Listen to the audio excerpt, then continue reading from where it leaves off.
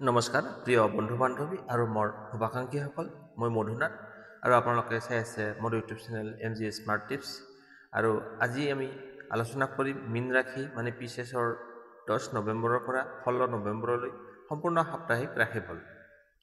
এই সপ্তাহত মীন ৰাশিৰ বাবে কিবা নতুন সুযোগ আহিছে, ধন, প্ৰেম, স্বাস্থ্য আৰু শিক্ষা সকলো ক্ষেত্ৰতে কি দেখুৱাইছে গ্ৰহ নক্ষত্ৰই। আহক তেন্তে জানি লওক এই সপ্তাহত আপোনাৰ জীৱনলৈ কিমান শুভ সংবাদ লৈ আহিছে। মীন ৰাশিফল 10 নৱেম্বৰৰ পৰা 16 নৱেম্বৰ 2025 পিছেছ উইকলি হৰস্কোপ।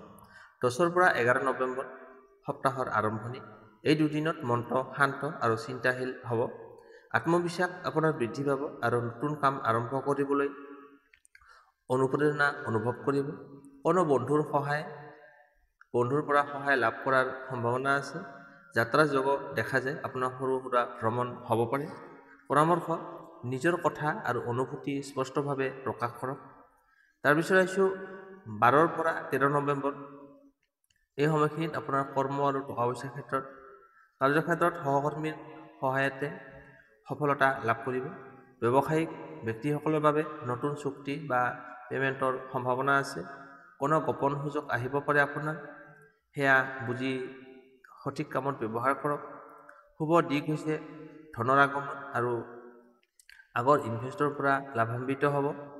তাৰপিছত আহিছোঁ 14 পৰা 15 নৱেম্বৰ। এই সময়খিনিত প্ৰেম আৰু পৰিয়ালৰ ক্ষেত্ৰত প্ৰেম জীৱনত উৎসাহ আৰু মধুৰতা বৃদ্ধি পাব। বিবাহিত দাম্পত্য জীৱনত ভুল বুজাবুজি দূৰ হ'ব।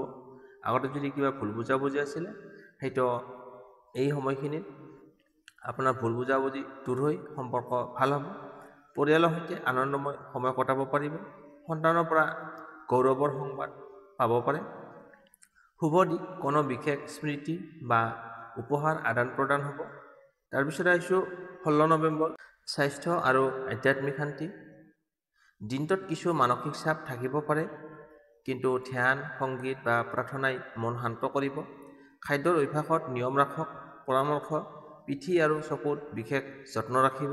এতিয়া আহিছোঁ শিক্ষা ক্ষেত্ৰ ছাত্ৰ ছাত্ৰীসকলৰ বাবে। এই সপ্তাহত মীন ৰাশিৰ জাতক জাতিসকলৰ বাবে এটা অনুপ্ৰেৰণাদায়ক সময় হ'ব। মন একাগ্ৰতা হ'ব আৰু অধ্যয়নত আগ্ৰহ বৃদ্ধি পাব। যিসকলে প্ৰতিযোগিতামূলক পৰীক্ষাৰ প্ৰস্তুতি লৈ আছে, তেওঁলোকৰ বাবে এই সময়ছোৱা একেবাৰে শুভ। 10ৰ পৰা 12 নৱেম্বৰ। পুৰণি বিষয়বস্তু পুনৰ মনত পৰিব। শিক্ষকৰ পৰা বিশেষ উপদেশ লাভ কৰাৰ সম্ভাৱনা আছে। যিসকলে উচ্চ শিক্ষা বা বিদেশত অধ্যয়নৰ কথা চিন্তা কৰি আছে, তেওঁলোকে আবেদন প্ৰক্ৰিয়া আৰম্ভ কৰিব পাৰে। আত্মবিশ্বাস বৃদ্ধি পাব, কিন্তু অলপ এলেহুৱা ভাৱ থাকিব পাৰে, সেয়া এৰাবলৈ পৰিকল্পিত সময়ত অধ্যয়ন কৰক। আপোনাৰ গ্ৰুপ ষ্টাডি বা অনলাইন ক্লাছত অংশ লওক। কোনো একাডেমিক ফলাফল বা প্ৰজেক্ট জমা কৰিবলৈ শুভ সময়।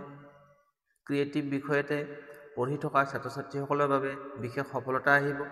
পৰামৰ্শ: দৈনন্দিন অধ্যয়নত ৰুটিন বজাই ৰাখক।